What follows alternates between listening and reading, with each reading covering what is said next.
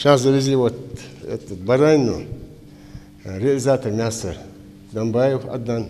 Ветеринарно-санитарная комиссия не дремлет. Здесь они постоянные гости. Проверяют магазины мясной продукции, санитарное состояние помещений. Специалисты берут пробы говядины для дальнейшего исследования в лаборатории, которая находится на территории самого рынка. Под прицелом все скоропортящиеся продукты, в том числе и молочка.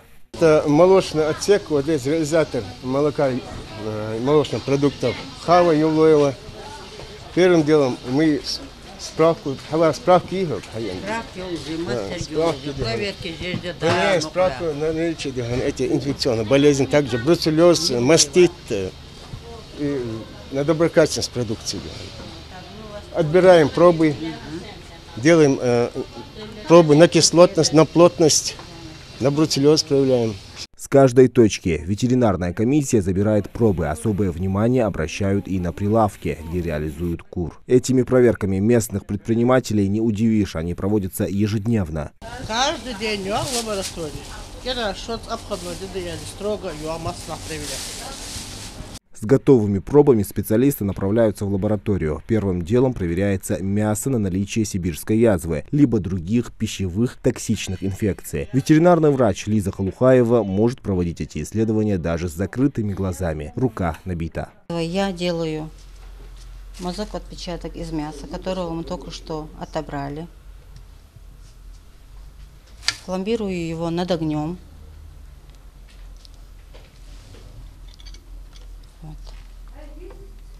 И окрашиваю сафранином на 2 минуты.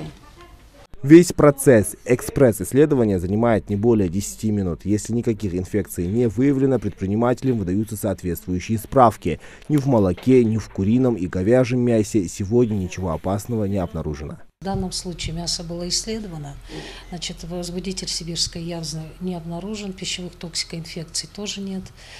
Значит, и заключение заведующий лабораторией выдает. То же самое с молочной продукцией у нас сегодня было. Значит, заключение мы исследуем комплексно приборами Лактан. Это экспресс-диагностика молочной продукции, молока. И, кроме того, в группу скоропортящихся также входит и подвергаются ежедневному контролю у нас битая птица в том числе и, значит, продукция, мясная продукция, я имею в виду колбасные изделия и так далее. То есть вот скоропортящаяся продукция, она здесь на местах контролируется ежедневно. Позже специалисты снова наведываются на участок, чтобы дать разрешение на реализацию продукции. В случае нарушения инфекции магазин закрывают, а товар изымают из оборота. Далее дело передается в Россельхознадзор. Ветеринарные врачи ставят на мясе специальное клеймо. В лабораторию провезли, посмотрели, там по грамму вот делаем пробы, там все нормально, отрицательно все.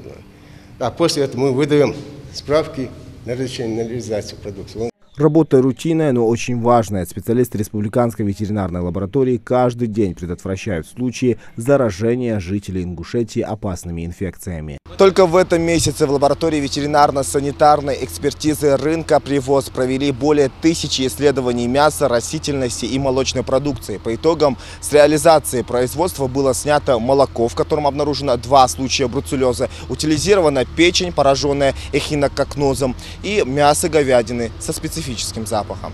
Все под контролем, заявляют специалисты. Всего в Ингушетии 8 государственных лабораторий ветеринарно-санитарной экспертизы. Они, как правило, расположены в продовольственных рынках региона. Все они входят в республиканскую ветлабораторию, куда поступают данные из подведомственных учреждений. Зелимхан Калоев, Сулейман Костоев, Новости 24.